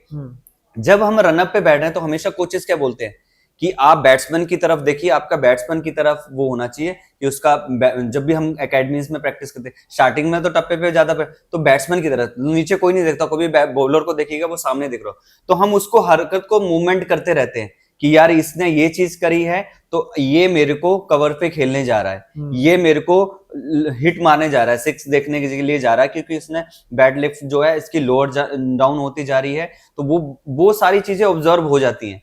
तो हमें उस टाइम देखिए स्विंग तो हम एकदम एडजस्ट नहीं कर सकते, पर हम अपनी लाइन लेंथ को एडजस्ट कर सकते हैं, स्लोअर डाल सकते हैं या ऑफ स्टंप के बाहर डाल सकते हैं, या उसने ज्यादा कर दिया है उसको यॉर्कर ट्राई कर सकते हैं, वो इम्प्लीमेंट करना ही पड़ता है। वही तो कहते हैं कि जो स्मार्ट क्रिकेटर होगा, अब बुमराह जी स्मार्ट क्यों है, इसीलिए तो है ना क्योंकि वो रनअप से ही पेसअप भी लेते हैं और वहीं से उसको बैट्समैन को भी रीड कर लेते हैं, उनको कोई रीड ही नहीं कर पा रहा है। तो वो छोटी छोटी चीजें, वो तो बहुत ज्यादा जरूरी चीज है। आपको लगता है बुमराह तगड़े बॉलर? बिल्कुल, बहुत तगड़े बॉलर है इस समय एक्चुअली। वो इस तरीके से वो कर रहे हैं, वो तो थोड़ा सा इंजरी की वजह से हुए हैं, वो तो एक लेजेंड की लिस्ट में आते हैं ना। जब उनकी सिलेक्शन हुई तो जब स्टार्टिंग का, जब हमारे साथ उनका मैच होता, जब वो नई नई आई थी, हमारा हिमाचल में नदौन में मैच था, उन्होंने 6 विकेट निकाली थी, तो वो उस टाइम से ही अलग ही दिख रहे थे क्योंकि उनका एक्शन अलग था, सारी चीजें अलग थी, और वो मेहनती भी बहुत है। क्या है उनके पास ऐसा जो कोई भी बैट्समैन क्रैक नहीं कर पाता या कोई समझ नहीं पाता कि ऐसा क्या कर रहे हैं? देखिए उनका जो लोडिंग के बाद में जब डिलीवरी वो है ना एक्शन में, वो उसको रीड करना बहुत मुश्किल है। जो आर्म स्पीड के पास में जब उनके लोडिंग के पास कंट्रोल आता है ना, देखिए पीछे से भागते हो तो आगे, जब इस पोजीशन पे लोडिंग के टाइम में पहुंचते हैं ना, वहां पे उनका जो फ्रैक्शन ऑफ सेकंड है ना वो अलग है उनका। एक तो हाथ का जो मूवमेंट है वो अलग तरीके से चलता है, और वो रीड करना थोड़ा सा मुश्किल हो जाता है, और वही फ्री ऑफ सेकंड जो है वो बैट्समैन के लिए है, वो उसमें वो बेहतर है उस चीज में, और उन्होंने उसको चीज को बरकरार करके रखा, क्योंकि जो उनका एक्शन है उसमें बहुत सारी इंजरीज वो, और उस चीज के लिए वही बोला ना, वर्कलोड मैनेजमेंट, बीसीसीआई इस चीज में ध्यान दे रही है, हर प्लेयर को मेंटेन करने में, यही एसोसिएशन ने भी आज के टाइम में करी है। उन्होंने जिन प्लेयर्स पर वो देख रही है फ्यूचर, उन पर बहुत काम कर रहे हैं आज के टाइम में। एसोसिएशन हर कोई का एक बोर्ड वो भी लगी, इंडिया खिलाना, अपने बच्चों को आगे बढ़ाना, हर एसोसिएशन इस पार्ट में भी काम कर रही है। You choose to be a bowler, आप खुद से चूज करके बॉलर बने या किसी ने टैलेंट पकड़ा था, ये कोई कोच कोई गुरुजी थे, भाई तू बढ़िया बॉलिंग फेंकता है बॉलर बन, मतलब चूज किया था या कैसे था? देखिए मैं, ये तो बिल्कुल सही बात बोल रहे हो कि मुझे कुछ नहीं पता था। मैं जब खेलना शुरू किया रहा था तो मैं बैट्समैन था। अच्छा। तो मैं मिडिल ऑर्डर बैट्समैन था और मैं बॉल डालता था, मतलब बॉल डाल देता था। तो हमारा जब अंडर 15-14 में जो ट्रायल होता था डिस्ट्रिक्ट लेवल पे, तो करा तो मेरे को ना बॉलिंग भी वहां पे तो बॉलिंग भी दे दी, बैटिंग भी दे दी। तो मैं तेज डालता था, तो मुझे ना मेरे साथ वाला जो बॉलर था वो इंजर्ड हो गया था। मैं ट्रायल तो बैट्समैन का ही दिया था, पर मेरे साथ वाला बॉलर हो, तो मैं जो मेरा सीनियर बॉलर था ना, मैं उसके साथ बॉल डालने लग पड़ा। और मैं तेज डालता था, मैं प्रैक्टिस करता था दिल्ली में, मैं ऑलराउंडर बनना चाहता, मैं उस टाइम फ्लिंटो को बड़ा फॉलो करता था कि मेरे को वैसा करना है, वैसा करना है, बनना है। जब छोटा था तो मेरे को लगता था बॉल भी डालनी है, तो मैं बॉल डालना, मैं तेज, मेरी विकेटें होगी। अब नेशनल कैंप के लिए नाम जाता है, तो मेरी जो एसोसिएशन के जो सेक्रेटरी थे, प्रेसिडेंट थे, उन्होंने मुझे एज अ बॉलर रिकमेंड कर दिया। अब मैं भी चले गया, मुझे क्या मतलब, बैट्समैन हो बॉलर हो, वहां मेरी विकेटें अच्छी थी, तो वहां रन मेरे कम थे, 450 कुछ रन थे, विकेटें मेरी ज्यादा थी, 20-22 विकेटें थी उस टाइम। तो मुझे एज अ बॉलर वो भेज दिया, तो मैं भी चला गया कैंप्स में, मैं बॉलिंग भी कर लिया। मैं कैंप्स में गया तो मैं बॉलिंग में भी, मेरे को पता नहीं था, पर मेरा टप्पा बड़ा अच्छा था, मेरे को स्विंग स्विंग कुछ नहीं आती थी, मेरा टप्पा अच्छा था, मैं डालने लगा और नेशनल में भी सिलेक्ट हो गया।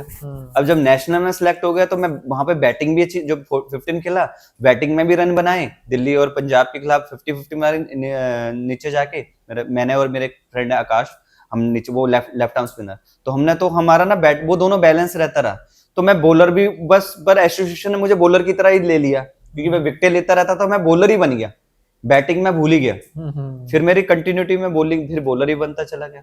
फिर धीरे से आया, जब मुझे 19 के बाद में क्या है कि आपको ये पता लगता है कि भाई क्रिकेट तो 19 तक चल पड़ता है, आप जो भी हो, आपको स्विंग नहीं आता, कुछ नहीं आता, एक भी चलती है, कुछ भी है, पर 19 के बाद में जो है एक्चुअल में क्रिकेट शुरू होती है, क्योंकि आप सामने वाले को रीड करोगे, आप उसको तभी आउट करोगे जब आपके पास वेरिएशन होगी, हर चीज, वो उसके तेज से भी मतलब नहीं है, उसको स्विंग से भी मतलब नहीं है, आपको क्वालिटी पैदा करनी पड़ेगी। तब मैंने थोड़ा सा, जब मुझे नहीं पता था, तो मुझे ऋषि धवन जी हैं, उन्होंने मुझे सिखाया, कोच, हिमाचल से हाँ ऋषि धवन इंडिया, वो, तो हम उन्होंने, वो मुझे, मेरे साथ हमने बहुत दिन घंटे नेटों में बितवाए, क्योंकि मेरे सीनियर भी थे, तो उन्होंने मुझे स्विंग सिखाई थोड़ा सा। फिर मेरे कोच थे अनुज पाल दास, हम उन सब ने, बहुत सारे हिमाचल के कोचों ने भी बहुत बड़ा योगदान है मेरे इस चीज में, स्टेप बाय स्टेप, जो जब जिस एज में, जिस कैटेगरी में मुझे कोचेस मिले, 22 में अलग मिले, कृष्ण मोहन जी, विक्रम राठौर मिले, ये अनुज पाल जी तो मेरे एकेडमी से ही कोच आते आए थे। बहुत सारे लोगों का बीच बीच में योगदान रहता रहा उसके साथ में, तो फिर सीख गया। ऋषि धवन जी ने थोड़ा सा बहुत हेल्प करी, क्योंकि एज अ बॉलर डेवलप होने में, जब आपको पता ही नहीं है स्विंग कैसे होती है, सारी चीजें, तो उन्होंने बहुत सारी चीजें सिखाई। आप कौन सी कैटेगरी के बॉलर हैं, फास्ट हैं, स्पिनर? मैं स्विंग बॉलर, दोनों Swing साइड स्विंग कराता हूँ, इन स्विंग आउट स्विंग। कितनी मैक्सिमम विकेट ली हैं आपने अब तक एक मैच में? मैंने एक मैच में ली थी, जूनियर से शुरू करता हूँ, 15 में ली थी 6, फिर उसके बाद 19 में ली थी मैंने, हमारा वहां पे मैंने ली थी 6, नहीं 7, और जो 22 में पहली बार आया तो एक ही मैच में 11, और रणजी ट्रॉफी में लिए अभी 2-3 साल से हर मैच में 5 विकेट ही है, दिल्ली के खिलाफ भी 6 विकेटें थी, फिर अभी लेटेस्ट मैंने लिए हैं, कितनी है, 6 विकेट। आपने एक मैच में 11 विकेट ली थी? 11 विकेट ली थी। फर्स्ट इनिंग में मेरी थी 7 विकेटें, और दूसरी इनिंग में थी 4 विकेटें। टेस्ट मैच था ना वो हमारा। अच्छा अच्छा अच्छा। छत्तीसगढ़ के साथ मैच था हमारा। वनडे में हाईएस्ट कितनी? वनडे में मेरी है हाईएस्ट है 4 विकेटें है मेरी हाईएस्ट, शायद यूपी के साथ ही है, क्योंकि मेरे सारे यूपी के साथ ही बने हैं। अच्छा। हाँ, जिसमें, हाँ जी, वनडे में वो है, डेज में मेरी 6 है, जो पिछले साल भी हुई है, उससे पहले भी मैंने ले। T20 में? T20 में मेरी है हाईएस्ट विकेट मेरी है 4 विकेट। 4 विकेट। हाँ जी, हाँ जी। तो जब आपने जैसे 4 विकेट ली तो अपने आप में कॉन्फिडेंस बढ़ता है, ए भाई आज थोड़ा बढ़िया खेले, मजा आ गया? देखिए, एक आधे मैच में तो मतलब अच्छा चल रहा था, स्पेल मिल गया, और रणजी ट्रॉफी में क्या है कि आपको विकेट लेने के लिए ना पेशेंस भी चाहिए, प्लस उसमें हार्ड वर्क चाहिए। आपको वहां 5 ओवरों में, वो किसी दिन नहीं, एक दिन ही अच्छा आएगा आपको लाइफ में, उसमें आपको 20 ओवर डालने हैं। डेज की बात करूं तो 20 ओवर डालने हैं, और आपको प्लान कर करके उनको आउट करना है बैट्समैन को, तो उसमें मजा आता है। वो प्लान्स करोगे आप, एक जो चीजें वहां पे करोगे और एग्जीक्यूशन हो रहा है, तो आपको बहुत संतुष्टि मिलती है कि आज मैंने ये एग्जीक्यूशन करा था। अभी लेटेस्ट की बात है, हमारा आंध्रा से मैच था जो मैंने पिछले साल किया था, मैं इंजरी से कम बैक कर रहा था। मेरे कोच को भी ट्रस्ट था कि मैं कर सकता हूँ, एसोसिएशन को भी ट्रस्ट था, उन्होंने मुझे भेजा, मेरे कैप्टन ऋषि धवन को भी वो था, मेरे टीममेट को भी था कि मैं कर दूंगा उस वे में। हमारी फर्स्ट इनिंग चली, हमने 450 रन बनाए, नहीं 400 रन उन्होंने बनाए, हमने खेला, हमने 500 कुछ रन बनाए, हाफ सेशन बचा था, हमें उसको करना था, मुझे बिलीव था मैं कर दूंगा। मैंने 6 आउट करे, जिसमें आपके के एस भरत जी भी थे, इंडिया क्रिकेटर, और वो अंडर 19 वाला मैं नाम भूल रहा हूँ उनका, वो भी थे, हनुमान बिहारी जी भी थे, ये सारे लोग वहां पे थे। और हमने आउटराइड मैच, मतलब बैटिंग विकेट थी, आउटराइड से चेंज कर दिया, पूरा 6 विकेट ली और हम जीत गए, 1.5 सेशन में ही हम मैच जीत गए आउटराइड।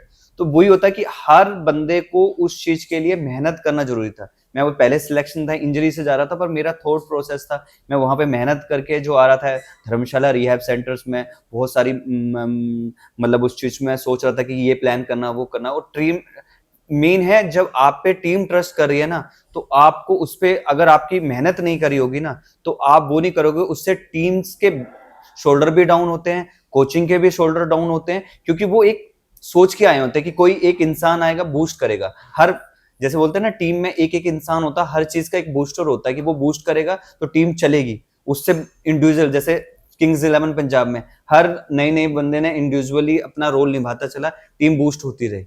तो वही चीज बहुत बड़ा रोल है इस चीज में, मेरा मानना है। अभी जैसे हमारे लिए ये जो शो है, हमारा जो ये मंच है जहाँ आप बैठे हैं, क्रिकेटर्स के लिए बड़ा अच्छा है। मतलब अभी एक मैंने स्नेह राणा जी का इंटरव्यू किया था, तो ऑक्शन हो चुकी थी आईपीएल की और वो अनसोल्ड थी। पॉडकास्ट हुआ उनका, पॉडकास्ट के जस्ट बाद गई, कुछ दिन बाद ही आरसीबी ने खेलना शुरू किया और एक क्रिकेटर है वो वहां पे इंजर्ड हो गई और तुरंत आरसीबी ने उनको खरीद लिया और क्रिकेट खेला उन्होंने और उनका 3-4 विकेट लिए, वो बढ़िया चल गया उनका। मतलब उनके लिए बड़ा अच्छा था वो हमारा शो। तो आपके लिए भी लकी साबित होगा। आप बस, अगले वाले आईपीएल में खेलेंगे आप थैंक यू। बस बढ़िया तरीके से। वैसे आपको कौन सा फॉर्मेट ज्यादा पसंद है, T20, वनडे या टेस्ट? देखिए, वैसे तो टेस्ट ही पसंद है, क्योंकि उसमें आपकी एबिलिटी पता लगती है हम्म। कि आपने जो काम किया है, मेहनत करी है, तो वो सब कुछ उस चीज में आप बहुत ज्यादा दिखाओ, क्योंकि उसमें मेहनत लगती है।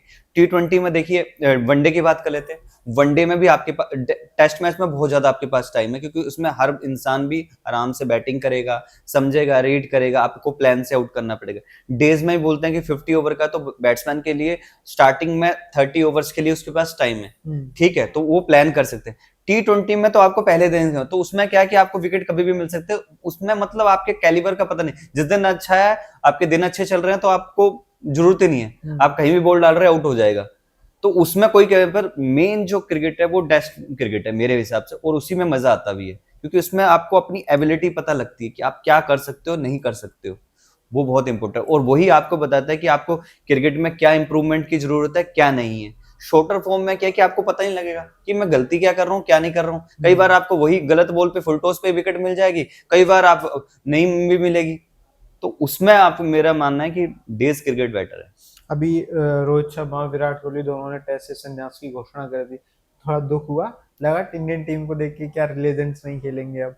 बिल्कुल, विराट कोहली जी को देख के तो, उनका सुन के, रोहित शर्मा जी का सुन के तो दुख होगा ही, क्योंकि वो, उन्होंने इस कल्चर को मेंटेन किया, और जो लेगेसी सचिन जी छोड़ के गए थे, और क्रिकेटर्स राहुल द्रविड़ जी, और भी सारे क्रिकेटर्स छोड़, वीरेंद्र सहवाग जी, ये छोड़ के गए थे, उस लेगेसी से, और जो हमारा हिंदुस्तान का फ्लैग है, और उन्होंने कंट्री को जो रिप्रेजेंट करते हुए उसको और ऊपर ले गए, तो वो उन्हीं को रोल मॉडल मान के आज के टाइम में जितने भी हम लोग भी यंगस्टर देख रहे हैं, तो उन्हीं की बदौलत की भाई, उन लोगों ने जो संघर्ष, जो फिटनेस, हर चीज में उन्होंने मेंटेन करा है, स्किल वाइज में इतने रन बनाए हैं सर। और सिचुएशन विराट कोहली से तो बहुत बड़ी ये है कि जब वो चेज करते हैं तो 100% होता है। उस टाइम हर इंसान, एक स्पोर्ट्समैन के जैसे कम रन है तो हार्ट बीट बढ़ती है, तो उसमें वो परफॉर्म करते, तो उन्होंने तो एक सबको सेट करके कर सकते हैं, एक बिलीव दिखाया है उस सिस्टम में कि वो चीज हो सकती है। वो जूनियर के लिए बहुत बड़ी बात थी।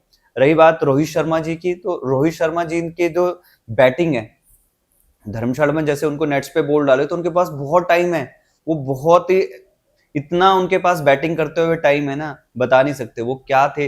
उन्होंने कप्तानी इतनी ब्रिलियंट करी है, क्या कौन सी ट्रॉफी ने हिंदुस्तान के लिए आज उन्होंने लाके दी है। आईपीएल से बात कर लीजिए, T20 वर्ल्ड कप ले लीजिए, वर्ल्ड कप की बात कर लीजिए, 2027 में भी उम्मीद है कि वो अपनी कप्तानी में हमें वर्ल्ड कप दिलवाएंगे, इस बार दूसरी बार, तीसरी बार, सॉरी।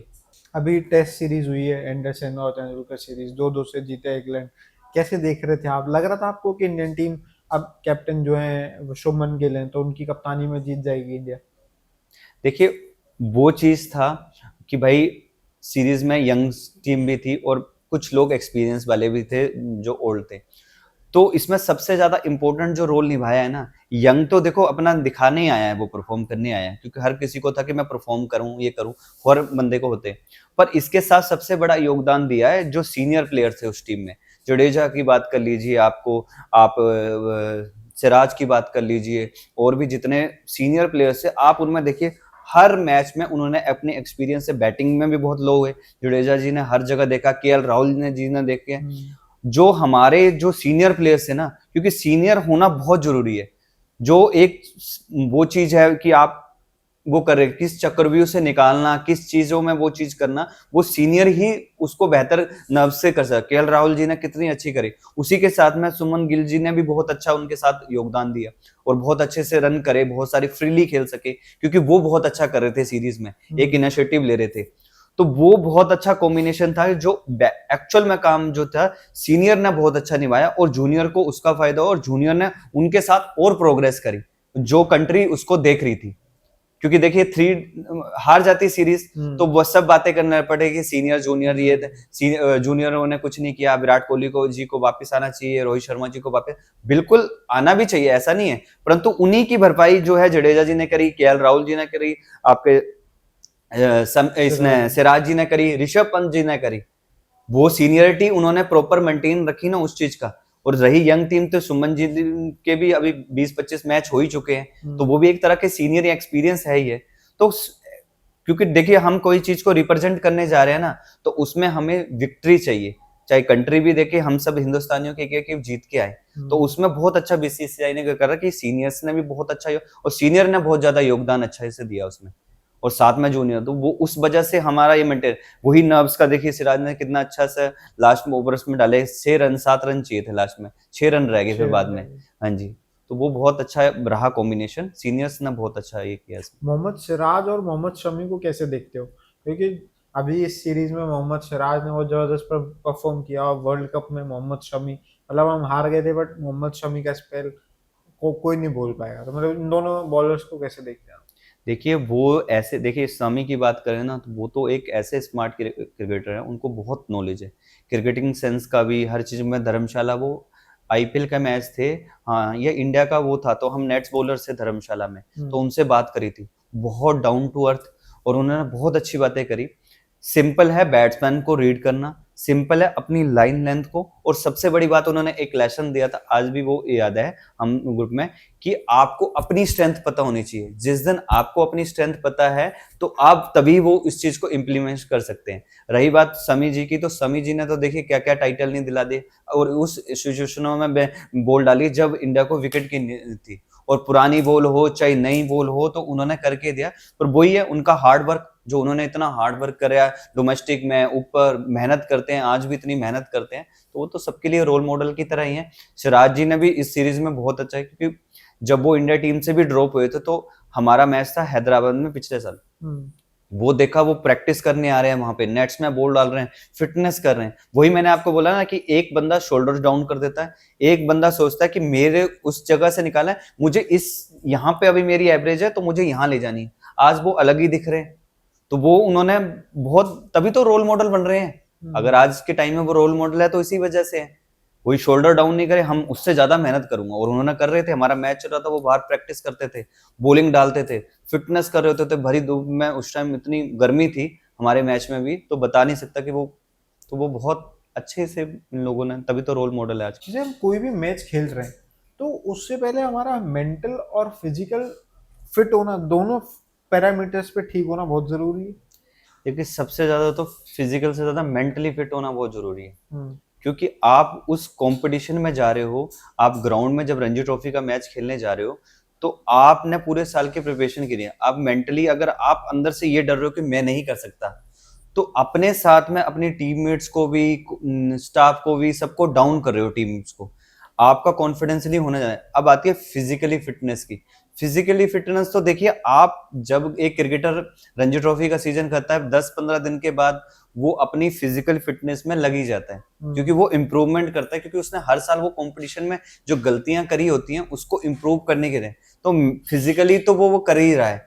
अब बात आती है एग्जीक्यूशन की, तो तो वो एग्जीक्यूशन तो फिजिकल भी तभी काम आएगी जब आप थॉट अच्छे हैं और आपने इंटेंट रखा कि मैं कर पाऊंगा वो चीज। जब आप सोच ही नहीं पा रहे हो तो वो वहां पे जब ग्राउंड में जब इंसान कदम रखता है ना, तो वो सारी चीजें, मेरा तो यही मानना है, मेरा तो खत्म हो जाता है। मेरा फिर सामने जो प्लान दिखता है ना, वही है इंपॉर्टेंट रहता है। आपने कहा कि फिजिकल फिट से ज्यादा मेंटल फिट होना जरूरी है। ग्राउंड पे जब आप खेलते हो तो वहाँ पे फिजियोथेरेपिस्ट होता है, साइकेट्रिस्ट होता है वहाँ पे। साइकेट्रिस्ट जो है ना, एसोसिएशन जैसे सीजन से पहले एक आधी बार बुलाती है, पर वहां पे ऐसा सच नहीं। हमारा कोच ही इतना, कोच का रोल ही यही चीज है। जो बड़ी क्रिकेट में है ना, वो कोच क्या है, मैन मैनेजमेंट की तरह है। वो हर प्लेयर की रिक्वायरमेंट और वो क्या काम कर, मतलब क्या क्रिकेटिंग में अच्छा करता है, क्या है वो, एक मतलब एक कोच अच्छा वही होगा, वो बॉक्स उठा के रखेगा कि ये चीज मेरे लिए बेटर है, ये यहाँ पे काम आएगा, ये यहाँ पे काम आएगा, ये यहाँ पे आएगा। वो हमारा कोच निभाता है। जब डाउनफॉल भी चलता है लाइफ में, तब भी कोच का बहुत बड़ा रोल होता है। वो बोलता है नहीं तो कर सकता है। आपने कितने एग्जाम्पल सुने होंगे, अभी सिराज जी ने भी बोला है, औरों ने भी बोला है। तो वो बहुत बड़ा रोल है उस चीज का। मतलब हमारे देश में मुझे ऐसा लगता है थोड़ा तो हल्के में लिया जाता है मेंटल हेल्थ को, कोई इस पे बात भी नहीं करता। अगर कोई आदमी डिस्कस कर रहा है तो उसे सीधा पागल ही घोषित कर देंगे, उसे बात नहीं करने की कोशिश करेंगे। और मतलब आजकल एंजाइटी, डिप्रेशन, ये वर्ड भी बहुत सुनने को मिलते हैं। तो आपकी क्रिकेट इंडस्ट्री में आपके कलीग्स के बीच में भी ये वर्ड्स पॉपुलर होते हैं, वो भी एंजाइटी, डिप्रेशन के शिकार होते हैं? देखिए, ऐसा तो नहीं है कि कोई, वो होता है कि जब बच्चा ज्यादा ही किसी चीज में इन्वॉल्व हो, जो आपने बात बोली कि भाई बार बार उसको वो चीज कर रहा है पर नहीं मिल पा रहा है, तो थोड़ा सा वो आ जाता है। एक पीरियड आता है वो कि भाई फील कर रहा है कि मैं अच्छा भी कर रहा हूँ, मुझे मौका नहीं मिल रहा है, या मैं अच्छा नहीं कर रहा हूँ तब मेरा कुछ नहीं हो पा रहा है। तो वो थोड़ा सा होता है, पर उसमें सबसे बड़ा जो रोल है ना, वो कोच, कैप्टन और साथ के सराउंडिंग वाले लोग हैं ना। क्रिकेट में एक चीज बहुत अच्छी है, वो जो सराउंडिंग वाले लोग हैं ना, वो आपको एक चीज का एहसास नहीं होने देते। जो डाउन होगा ना, वो हमेशा साथ खड़े मिलेंगे। तभी बोलते हैं क्रिकेट कुछ ना कुछ नहीं सिखाए लाइफ में, पर एक चीज जरूर सिखा देती है। अब क्रिकेटर इंडिया खेले ना खेले, एक चीज होती है लाइफ में, जितने भी अप्स एंड डाउन्स आते हैं ना, क्योंकि देखिए, एक जब आप क्रिकेट सीरीज जीतने जा रहे हो, तो आपने जो प्लान्स बनाए, हार्ड वर्क किया, जो टीम का कलेक्टिव एफर्ट हुआ, वो नजर आया, वो आपको लर्निंग हुई, उसे सीखा आपने कि ये चीज मैंने करी है। वही लाइफ में अगर वो चीज होती है, तो आपको ऑलरेडी वो चीजें फेस कर रखी है, ऐसी सिचुएशन करी है, हार आई तब भी टीम लॉस करी, आपने मेंटली, आपकी वजह से टीम कभी हारी, तो आप उस सिचुएशन से पहले ही वो कंज्यूम करते आ रहे हैं, जब जूनियर लेवल पे हैं, बड़े लेवल पे हैं।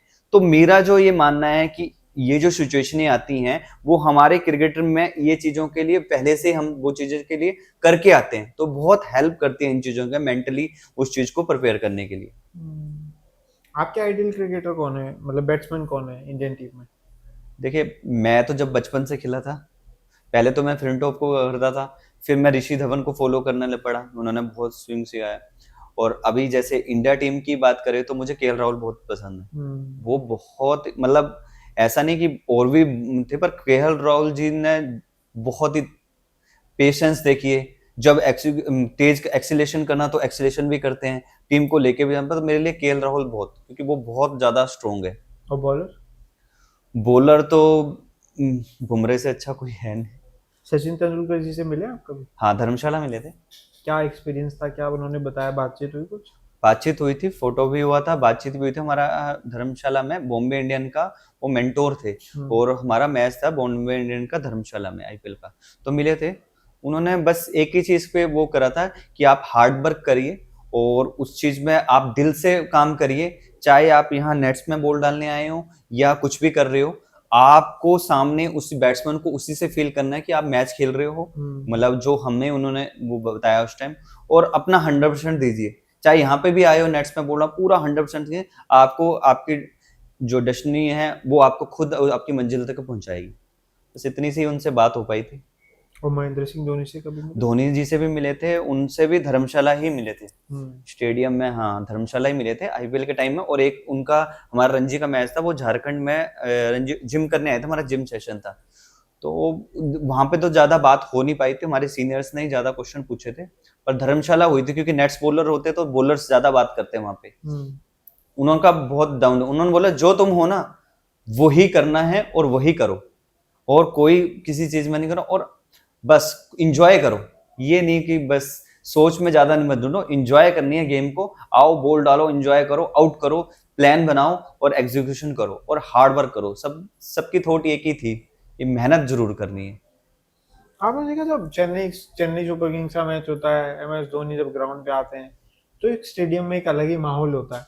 और धोनी के लिए क्रिकेट का जो फैन फॉलोइंग है और जो फैंस है वो एक अलग ही फील करते हैं क्रिकेट को, धोनी को। तो मतलब ऐसा क्यों डेवलप हुआ है ऐसा माहौल? देखिए, सौरभ गांगुली जी के टाइम में उन्होंने एक टीम को तैयार करा और उसके बाद इंडिया टीम का डाउनफॉल भी हुआ। जब वो सौरभ गांगुली जी भी गए तो धोनी जी ऐसा आया कि उन्होंने एक संजीवनी वाला काम किया, जैसे हनुमान जी ने एक संजीवनी वाला काम लाके वो किया था ना, उन्होंने 2007 का वर्ल्ड कप जितवा दिया T20 का। तो इंडिया का कल्चर जो डाउन हो रही थी, मतलब थोड़ा क्रिकेट से बहुत ज्यादा एक्सपेक्टेशन, लोग ये सोच रहे थे यार कोई कुछ नहीं करेगा, ये है वो है जो आपने पॉलिटिक्स, पर उन्होंने वो सारा मेंटेन कर दिया। और उसके बाद उन्होंने जिस तरीके से टीम को मेंटेन करा, और उनका सबसे बड़ा मेन पॉइंट था वो उस जगह पे बैटिंग करना चाहते थे, उन्होंने 150 जो रन बनाए थे सेकंड पोजीशन पे बनाए थे, फर्स्ट डाउन आके बनाए थे, सॉरी। वो चाहते तो अपने इंडिविजुअल गोल के लिए कभी भी आ सकते थे, वो जब आए जब उनको टीम को जरूरत थी। अब वर्ल्ड कप का सबसे एग्जांपल देखिए, जब हमें लगा कि हम हार गए, जब श्रीलंका से ऐसे लग रहा था, वो आए और उन्होंने अपने को चैलेंज देके हमें वर्ल्ड कप दिलाया।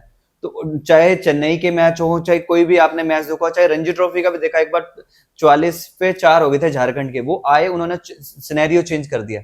उन्होंने हमेशा चैलेंज पे आया, तो वो एक सबके लिए अलग ही हो गया कि वो बंदा जो है वो एक विक्ट्री के लिए फाइट करता। देशभक्त भी आपको पता ही है, आर्मी ज्वाइन करी, आर्मी उसके बाद वो उसमें भी वो करते हैं। तो वो तो इंसान ही ना, वो फार्मरिंग का भी काम करते हैं, वो तो इंसान ही अलग है ना। उनका तो होगा ही हो रहा है, क्योंकि जिस इंसान ने एक चीज को दोबारा से अलग ही तरीके से खड़ा कर दिया, तो उनकी तो। अभी जैसे एक आखिरी सवाल आपसे ले लेते हैं। अभी वुमेन्स वर्ल्ड कप आ रहा है ना, और भारत में अब काफी हद तक वुमेन्स क्रिकेट को भी प्रायोरिटी मिलने लगी है, और वुमेन्स को लोग पहचानने लगे हैं, चाहे वो स्मृति मंदाना हो, चाहे हरमनप्रीत कौर हो, बड़े बड़े नाम बनने लगे हैं, WPL भी होने लगा है। तो मतलब अब आपको लग रहा है कि थोड़ा बराबरी की बात चल रही है और लड़कियां भी अच्छा क्रिकेट खेल रही हैं, और ये वर्ल्ड कप भी इंडिया होस्ट कर रहा है इस बार, तो कुछ बड़ा वर्ल्ड कप भी ला सकती हैं? देखिए, वो मेंटालिटी चलेगी कि लड़कियां कुछ नहीं कर सकती, वो अब आज की जनरेशन, आज का एडमिनिस्ट्रेशन ये नहीं सोचता। वुमेन को वही था कि वुमेन क्रिकेट पहले से भी चल रही थी, पर वही बात आपने जैसे क्वेश्चन किया था कि रणजी ट्रॉफी अब डाउन होती जा रही है, क्योंकि वो चीज नहीं मिल रही थी। आज वुमेन क्रिकेट को मीडिया मिल गया, आज उनको स्पॉन्सर अच्छे मिल गए, बीसीसीआई ने उसको वो फैसिलिटीज देने के, क्योंकि इक्वल लेने के लिए, क्योंकि देखिए हमारे पीएम साहब का भी एक ही विजन होता है, बेटी पढ़ाओ बेटी बचाओ।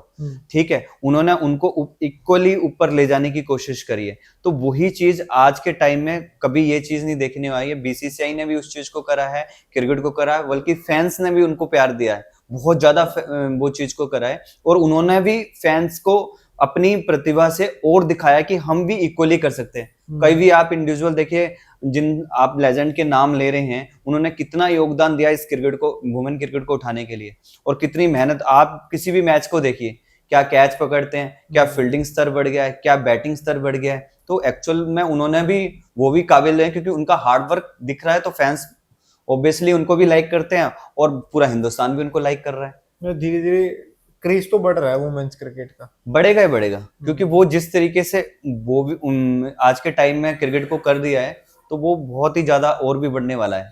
लास्ट ईयर में WPL का फाइनल देखने गया था, दिल्ली में ही था, RCB और दिल्ली के बीच ही था। मतलब स्टेडियम हाउसफुल था, एकदम फुल। बिल्कुल क्रेज तो बढ़ रहा है वुमेन्स का। बिल्कुल बिल्कुल, और बहुत बढ़ भी रहा है, और कल्चर क्रिकेट का भी बहुत डेवलप हुआ है। जूनियर जो डोमेस्टिक लेवल है, वहां से लेके अब तक बहुत सारे चेंजिंग बीसीसीआई ने करे। उसी के परिणाम है कि बहुत अच्छे अच्छे प्लेयर्स आ रहे हैं, बहुत अच्छे गांव से लड़कियां आ रही हैं, जैसे रेणुका सिंह हिमाचल से खेल रही हैं, सुषमा जी खेली हैं हिमाचल से। तो बहुत सारे लोग आ रहे हैं, जो कि पहले गाँव का कल्चर ये नहीं था कि भेजते थे, अब सब भेज रहे, बच्चों को आगे कर रहे हैं कि जाइए जिस फील्ड में आपने करना करिए। तो बहुत, अभी तो बहुत टैलेंट और भी आने वाला है, और इन लोगों ने भी बहुत अच्छा कर रहे हैं, जो इंडिया के लिए बेटर है। सोशल मीडिया का युग है ना, सोशल मीडिया का भी काफी बड़ा योगदान है। देखिए, सोशल मीडिया एक ऐसी चीज है, वो आपको वहां पहुंचाती है जहां पे आप 10 लोगों को अपनी सोसाइटी में जानते हैं, परंतु आपको दूसरी सोसाइटी में पहुंचना है तो वो बहुत इजीली आपको एक माध्यम बन जाता है और वो आपकी प्रतिभा को पहुंचा रहा है। आप जैसे लोग जैसे छोटे छोटे चीजों को आगे बढ़ा के एक स्मॉल क्रिकेटर को ऊपर लाने के लिए छोटे छोटा योगदान की वो बेहतर कर रहा है अपनी फील्ड में, आप जैसे लोग ला रहे हैं तो लोग उनको जान रहे हैं कि ये चीज वो लोग करता है यार, वो भी एक क्रिकेटर है, वो भी ऐसा किसी दूसरी गेम से। आज आप दूसरी गेम्स को भी ले लीजिए ना, आज इक्वली स्तर पे ऊपर के लेवल पे उठ रहे हैं, मेडल्स आना शुरू हुए हैं ओलंपिक्स में, एशियन गेम्स में, सारी चीजों में। तो धीरे धीरे वो स्तर उठ रहा है और गवर्नमेंट भी उसमें स्पोर्ट्स कर रही है, स्पोर्ट्स कोटेस में नौकरी दे रही है, प्रतिभा को करेंगे। क्योंकि हर देखिए मिडिल क्लास का एक ही प्रॉब्लम होती है कि भाई फैमिली का, कि आपका फ्यूचर सिक्योर हो, तो साथ साथ में स्पोर्ट्स कोटे से नौकरी मिल रही है तो फैमिली का बर्डन खत्म होगा, तो एक स्पोर्ट्समैन जो है ना अपना पूरा टाइम जो है ना वो ग्राउंड में दे सकता है, वो दे भी रहा है उस चीज में, तो क्योंकि उसको फैमिली का प्रेशर भी हट गया, हर चीज का हट गया। तो ये मेरा कहना है आपसे। अब आपका नेक्स्ट क्या टारगेट है, क्या खेलना है? देखिए टारगेट तो सबका एक ही होता है, जर्सी लेना और आईपीएल खेलना, ये करना। मेरा बस एक ही टारगेट, अपना 100% देना है। जो लिखा होगा लाइफ में वो अपने आप आ जाएगा और ज्यादा किसी चीजों के पीछे मैं भागता नहीं हूँ, अपना 100% देता हूँ। पूरा दिन का शेड्यूल बना है, मैं वो फॉलो करता हूँ, फिटनेस का भी, ऑफिस का भी, फिर साथ में ट्रेनिंग का भी, स्किल वर्क का भी, सारी चीजें मैं उसको फॉलो करता हूँ। मैं ज्यादा एक्सपेक्टेशन, हाँ सपना है वो उसकी के लिए मेहनत कर रहे हैं, ऐसा नहीं कि भाई पार्टिसिपेशन करने जा रहे हैं, क्योंकि पार्टिसिपेशन अब नहीं कर सकते। वो पार्टिसिपेशन वाला टाइम अलग था कि आप लर्निंग कर रहे हो, अब आप सीख चुके हो, अब आपकी स्टेट भी आपसे एक्सपेक्टेशन करती है और आपको भी खुद से है कि हम जो मैं पिछले साल करके गया हूँ स्टेट में उससे डबल बेहतर करके आऊँ, ताकि मैं भी कहीं ना कहीं ग्रो हूँ। जैसे आप बहुत लंबे टाइम से क्रिकेट खेल रहे हैं, प्रैक्टिस करी, फिर खेला, up downs, achievements, 11 wicket, 6 wicket, 5 wicket, 0 wicket, सब देखा है ना। सो पूरा ओवरऑल क्रिकेट से, खेलने से लेके क्या सीखा, मतलब निचोड़ क्या है? कुछ ऐसा लाइफ में आपने कि एक ये चीज़ है जो मैंने मतलब यहाँ से ऐसी सीखी है जो मुझे अलग बनाती है, ऐसा कुछ? देखो सबसे पहले तो मैंने डिसिप्लिन सीखा, डिसिप्लिन क्रिकेट सिखाती है। दूसरा अप्स एंड डाउन्स की बात करें, जो सिचुएशन नॉर्मल लाइफ में आते हैं, कोई सुनता है यार मेरे वो पढ़ाई में सही नहीं है, ये नहीं कर सकता, ये बीसीए कर रहा था, वो कर लेता, कुछ कर लेता। हमें वो चैलेंज है, हमने हमेशा बी पार्ट भी रखा और उस चीज में जो अप्स एंड डाउन्स या फैमिलीज प्रॉब्लम्स हुई, बहुत सारी चीजें हुई, उसमें लाइफ में हमें इतना वो करा है ना कि हम अब लाइफ में कोई भी सिचुएशन आती है तो सोचते हैं तो ऐसे हो जाएगी यार, नॉर्मल है, कोई चिल मार, कोई दिक्कत नहीं है। और उसमें हार्ड वर्क, अब कोई क्रिकेटर भी कोई बच्चे भी जैसे अकेडमीज में जाते हैं, पूछते हैं मैं कैसे करूं, मैं खेल नहीं पा रहा हूं, मैं वो नहीं कर रहा हूं। तो मैं तो वही बोलता हूं कि आप जहां 2 घंटे बिता रहे, आप स्किल वर्क में 3 घंटे लगाइए, पर किसी कोच के अंडर लाइए जो आपको गलती भी बता सके। अब मैं भी प्रैक्टिस करूंगा, मुझे तो अपने तरीके से बेटर लगूंगा, परंतु वो चीज की भरपाई जो है वो एक कोच ही आपको बता सकता है। तो लाइफ में मेरे को एक ही जो लेसन है, हार्ड वर्क, और दूसरा जो है, जो आपका क्वेश्चन था कि उससे कि सीखने को ये मिला है कि हार नहीं मानी, लाइफ में लगे रहना है, हार नहीं माननी किसी चीज में। अगर आपका सपना है तो आप उस सपने में लगे लीजिए, उस चीज के लिए हार मत मानिए। बहुत बहुत शुक्रिया हमसे बातचीत करने के लिए, थैंक यू। बहुत मज़ा आया और हमने बहुत सारी बातचीत रिकॉर्ड करी है और क्रिकेट से रिलेटेड, रणजी से रिलेटेड काफ़ी अंदर तक आपको समझाने की कोशिश की है। और ज़रूरी नहीं है कि आप हमारी हर बात से सहमत हों, आपको हर चीज़ पसंद आ जाए या हर बात सही लगे।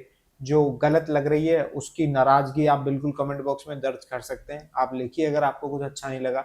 और ये भी ज़रूरी नहीं है कि पूरी वीडियो की कोई भी बात आपको पसंद ना आए, कुछ ना कुछ तो हमने ऐसी बात भी की होगी जो आपको अच्छी लगी होगी, तो उसको भी सराहिए, क्योंकि आप तक पहुँचाने में, ये बातचीत रिकॉर्ड करने में बहुत मेहनत लगती है, तो थोड़ी सी तारीफ तो बनती है, तो वो कर दीजिए कमेंट में अगर लग रहा है तो। बाकी जिनको क्रिकेट में इंटरेस्ट है, जो क्रिकेट खेल रहे हैं या जो क्रिकेट देखते हैं, उन तक इस वीडियो को शेयर कर दीजिए। जल्दी मुलाकात करेंगे नई किसी वीडियो में, तब तक के लिए धन्यवाद।